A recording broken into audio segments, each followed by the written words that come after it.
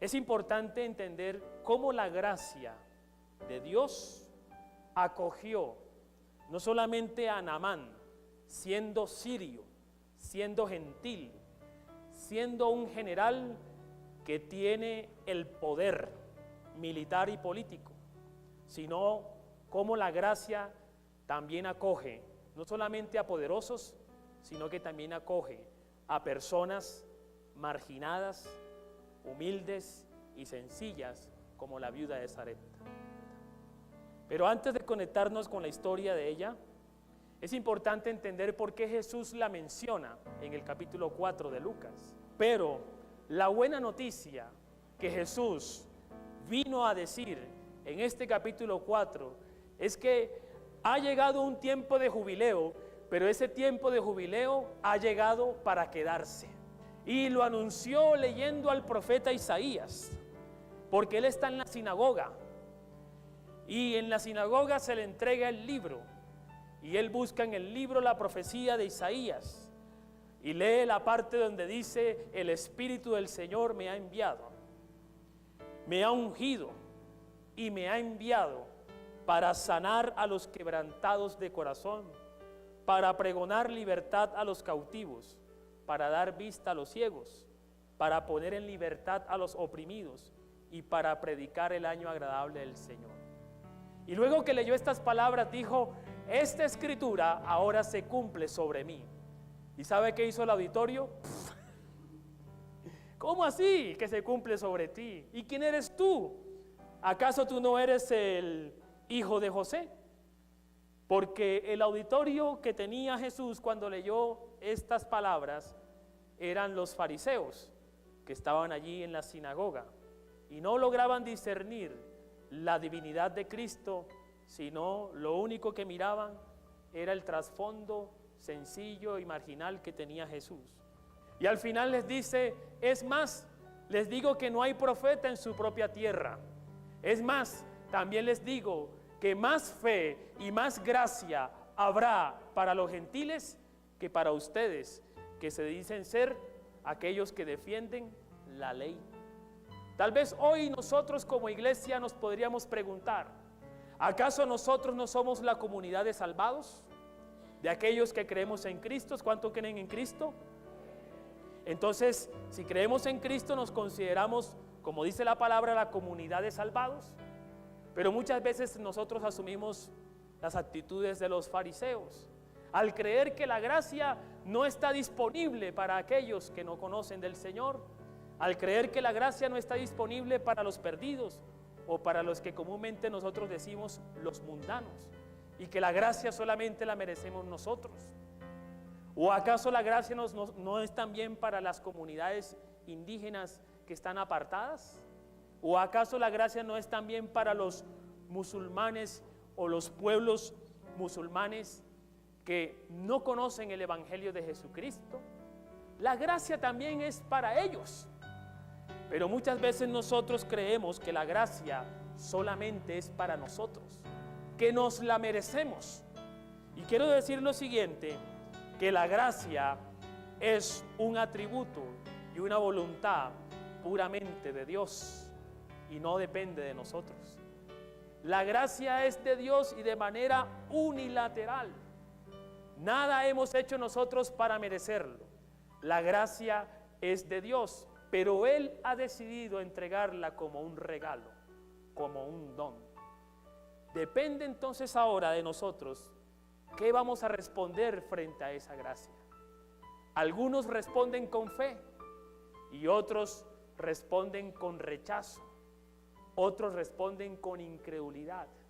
Todo lo que tienes, todo lo que eres, todo lo que serás, es por la bendita gracia de nuestro Dios. Por eso para los fariseos era muy complicado creer que la gracia era para los gentiles también. Era muy complicado para ellos creer que el Señor también bendecía a los sirios, que el Señor también bendecía a las viudas de las tierras extranjeras. Ellos creían que la gracia era para ellos solamente, que el jubileo era para ellos solamente. Pero la buena noticia del Evangelio es que el Evangelio que trajo Jesús es para todo el mundo. No es casual que la anunciación de la natividad de Cristo o el nacimiento de Jesús tuviera un carácter también universal. Y no solamente fue una revelación para los judíos, sino que fue una revelación para el mundo. Con ese entendimiento, entonces, vamos al primer libro de Reyes y vamos a ver capítulo 17 y vamos a ver cómo la gracia de Dios se revela a una viuda que está en desgracia. La gracia de Dios que se revela en la desgracia. ¿Usted cree que es posible que en la desgracia la gracia de Dios se pueda revelar?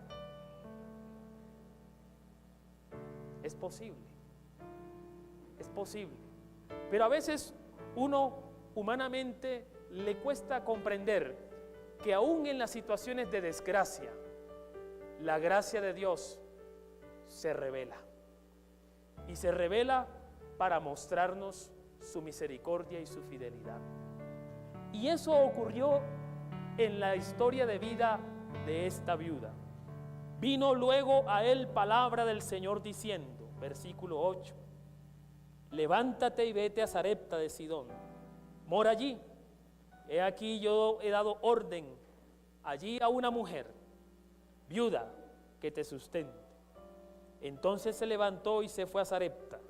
Llegó a la puerta de la ciudad y había una mujer viuda que estaba recogiendo leña.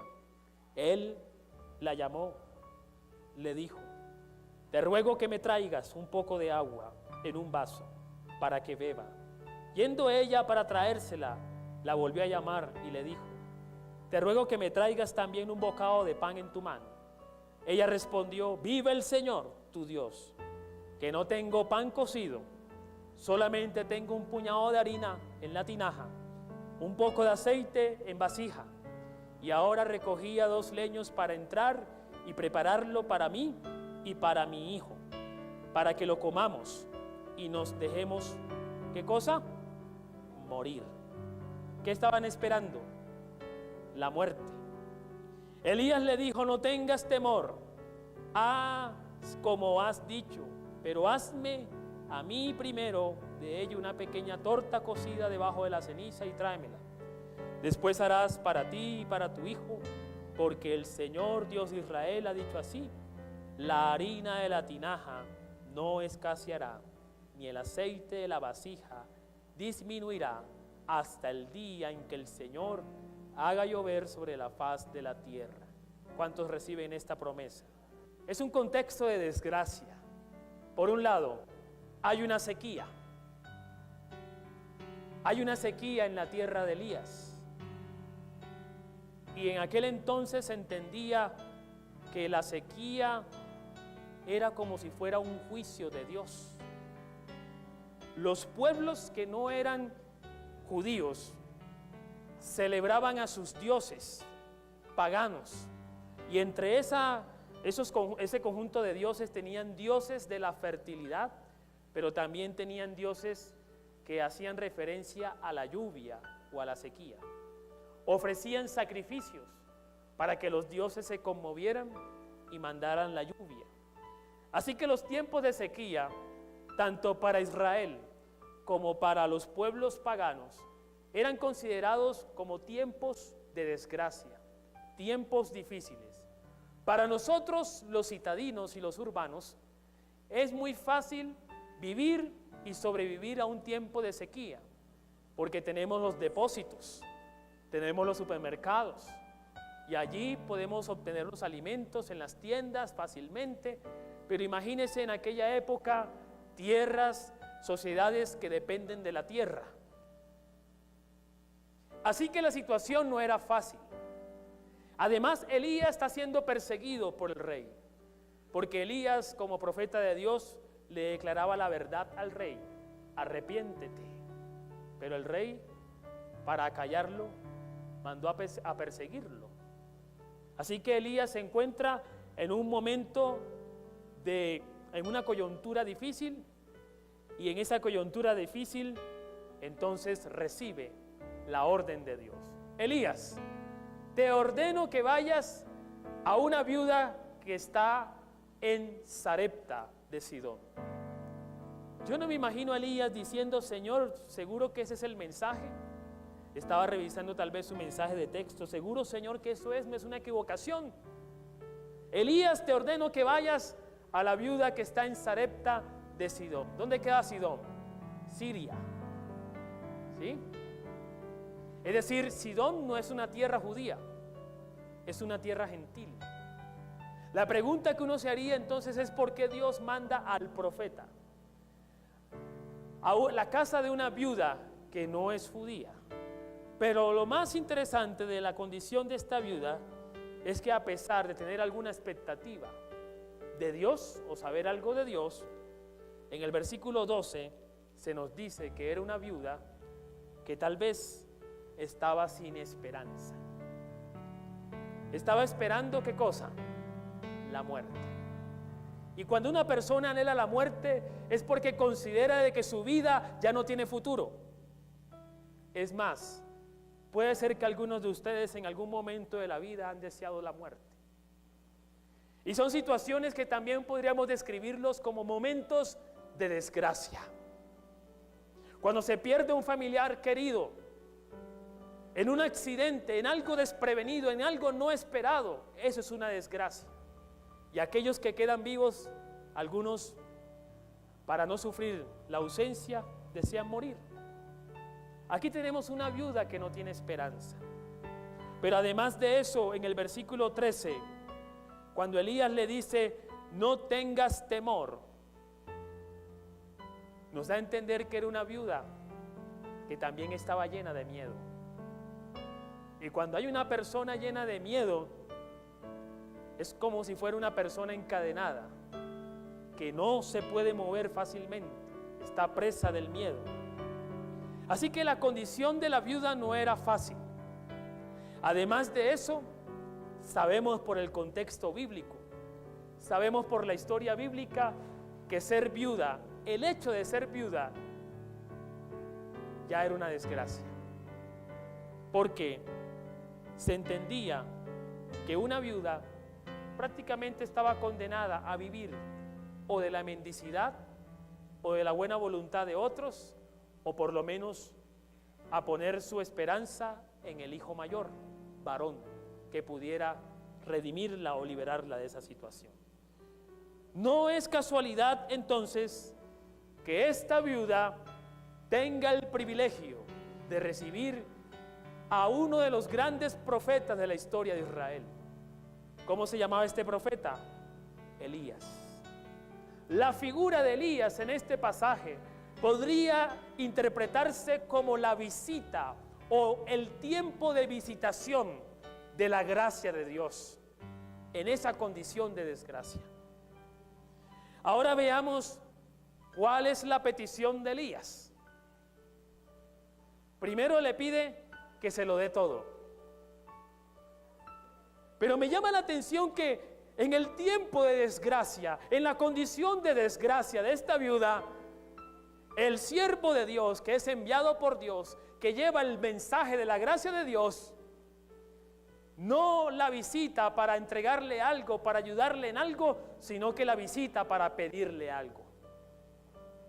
Miren, cuando uno pasa por tiempos de desgracia, lo primero que uno se le viene a la mente es la pregunta, ¿por qué? Y cuando uno hace esta pregunta, ¿por qué, Señor? ¿Qué estamos haciendo? Poniendo a Dios en el banco de los acusados. Estamos juzgando al Señor. Estamos poniendo argumentos que ahogan la fe. Y tal vez el Señor nos dice, entrégame esos argumentos. En esta ocasión el profeta le dice, deme. ¿Y qué? ¿Qué le va a dar? ¿O qué le pide? Primero, ¿qué le pide? Le pide todo. Le dice cuando llega, señora, ¿será que tiene un poco de aguapanela? Y después de la aguapanela le dice, ¿será que tiene un poco de pan tajado. Y la señora le dice, pues eso es lo único que tengo. Pues no importa, tráigamelo. Eso es una prueba de fe. ¿Qué le está pidiendo Elías en el fondo? Entrégame el miedo. Entrégame el miedo. Porque le dice, no tengas temor. Y a cambio del miedo, ¿qué le ofrece Elías? Elías le declara la palabra de Dios. No tengas miedo, mujer, porque ciertamente la harina de la tinaja no va a escasear, ni el aceite de la vasija va a disminuir hasta el día en que el Señor haga llover sobre la faz de la tierra. No tenga miedo, mujer, de entregarlo todo, porque la gracia de Dios te basta y es suficiente sobre tu vida. No tengas miedo, mujer, porque la gracia de Dios es la que va a sanar tu desgracia. Una vez puede pensar que en el tiempo de crisis Dios no está, o en el tiempo de conflicto Dios no está en el asunto, o en el tiempo en el cual nos suceden situaciones de desgracia. A veces lo interpretamos como si Dios se haya olvidado de nosotros. Pero en este contexto y en este momento, lo primero que me llama la atención aquí es cómo la gracia de Dios, aún en la desesperanza de esta mujer y en el temor y el miedo, cómo la gracia de Dios comienza a revelarse y se revela pidiéndole todo, entrega todo. Lo que nos daba a entender entonces es que con esta promesa se está manifestando algo de la gracia de Dios como algo inagotable, algo que sostiene, algo que sustenta y que permite superar esos tiempos o momentos de desgracia. ¿Cómo responde la mujer? ¿Qué hizo la mujer?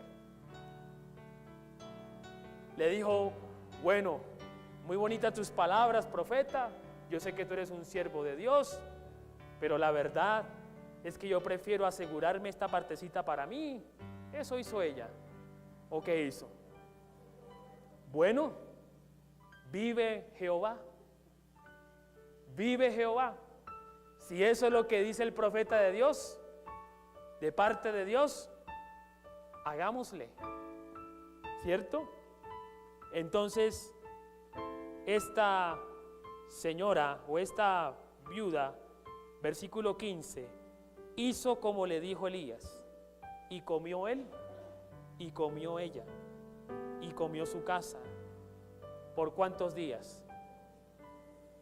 Y la harina de la tinaja no escaseó, ni el aceite de la vasija menguó, conforme a la palabra que el Señor había dicho por Elías. Pero la historia no termina aquí. La desgracia de esta mujer, al parecer, se había curado, se había sanado con la manifestación de la gracia de Dios. Al parecer, con este milagro, la fe de esta mujer estaría fortalecida.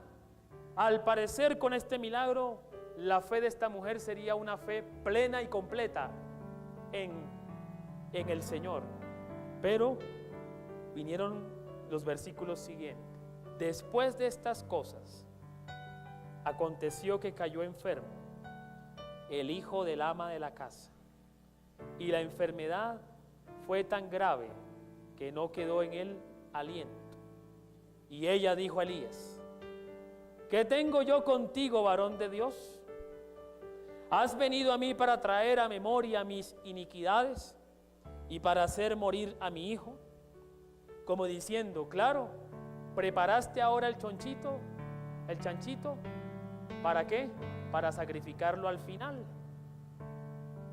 Le dijo, versículo 19, le dijo Elías, dame acá tu hijo. Lo tomó en su regazo, lo llevó al aposento donde él estaba y lo puso sobre su cama, y comenzó a clamar Elías, Jehová Dios mío, aún a la viuda en cuya casa estoy hospedado has afligido, haciéndole morir su hijo? Madres que están aquí, ¿cuánto vale su hijo para usted? Su hija, ¿cuánto vale? ¿Ah? Vale tanto que no tiene precio. Y de verdad que es una desgracia que los padres entierren a sus hijos. Pero aún más, aún mayor desgracia que una viuda vea morir a su único hijo. En el caso de esta viuda, viene la segunda prueba de fe. Y en esta segunda prueba de fe, hay una sensación como de culpa. Hay una sensación como de condena en el corazón de esta viuda. ¿Cómo así, profeta Elías? ¿Has venido aquí para recordarme que soy pecadora? ¿Has venido aquí para recordarme que soy gentil?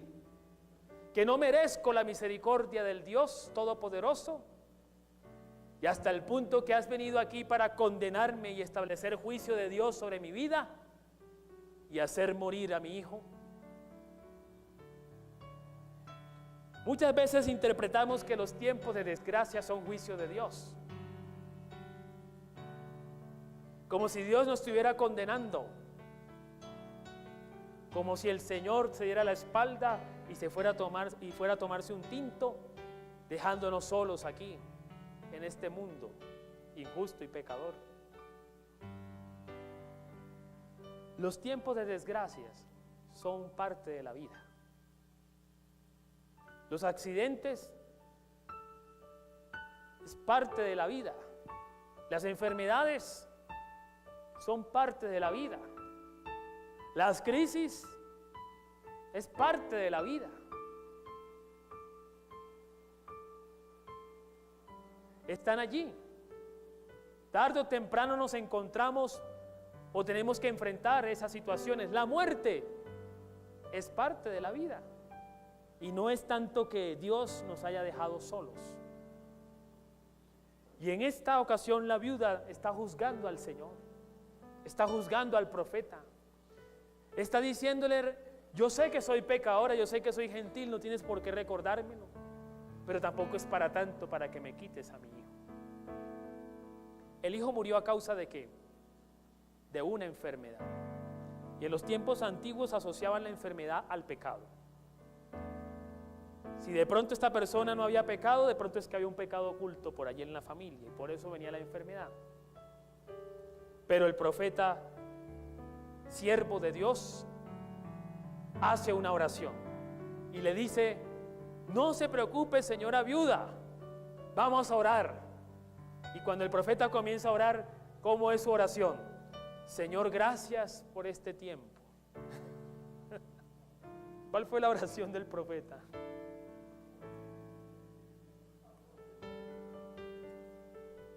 Y eso es lo que me encanta, porque en la Biblia los hombres de Dios y las mujeres de Dios son hombres y son mujeres, son humanos. Es decir, también la fe de ellos es confrontada. Por eso yo digo que en este camino estamos todos, hasta los pastores, todos estamos en este camino. El profeta entonces ora, y también ora de la misma manera: Señor, ¿por qué? El profeta se tiende sobre el niño, versículo 21, clama al Señor y ora para que el Señor levante a este muchacho. Dice el versículo 22, el Señor oyó la voz de Elías y el alma del niño volvió a él y revivió. Tomando luego Elías al niño, lo trajo del aposento a la casa, lo dio a su madre y le dijo: Elías, mira. Y le dijo Elías: mira, tu hijo vive. Tu esperanza vive. Tu vida tiene futuro. Tu desgracia ha menguado. Y el versículo 24 dice: la mujer le dijo a Elías: ahora conozco que tú eres varón de Dios y que la palabra del Señor es verdad en tu boca. La revelación y la manifestación de la gracia de Dios no solamente fue para la viuda, también fue para Elías. En esta ocasión, el ministerio del profeta también se encuentra en cuestión. Y el profeta se encuentra contrariado también, porque dice: Señor, ¿y hasta aquí también la desgracia llega? Pero esta situación de desgracia fue aprovechado por el profeta para orar y pedir la misericordia de Dios, de manera que la gracia del Señor no solamente se manifestó sobre la vida de esta viuda, porque la resurrección del Hijo o el levantamiento del Hijo significó también la restauración de la esperanza de vida, del futuro de vida, pero para el profeta también significó la afirmación del llamado, del ministerio con el cual el Señor le había dotado después de venir de un tiempo de persecución. La viuda al final dijo: ahora conozco que tú eres varón de Dios y que la palabra del Señor es verdad en tu boca. ¿Qué opinan de la fe de la viuda ahora? ¿Cómo habrá salido? Como las palabras de Job: de oídas yo había escuchado, pero ahora yo he visto tu misericordia, yo he visto tu fidelidad, yo he visto cómo tu gracia, Señor, sigue vigente, permanece sobre nosotros a pesar de situaciones que en el momento son situaciones de desgracia. La invitación en esta mañana, hermanos y hermanas, es a que aprendamos a confiar en el Señor, a discernir que aún en los tiempos malos la gracia de Dios está sobre tu vida, su misericordia está sobre tu vida, sobre tu familia, y que tarde o temprano esas situaciones adversas, negativas, son oportunidades para ver la gloria de Dios, aunque no la entendamos en el momento. La gracia de Dios es de Dios y es abundante, no falta, está permanente sobre nosotros. ¿Qué demanda la gracia de Dios? Que nosotros respondamos con fe.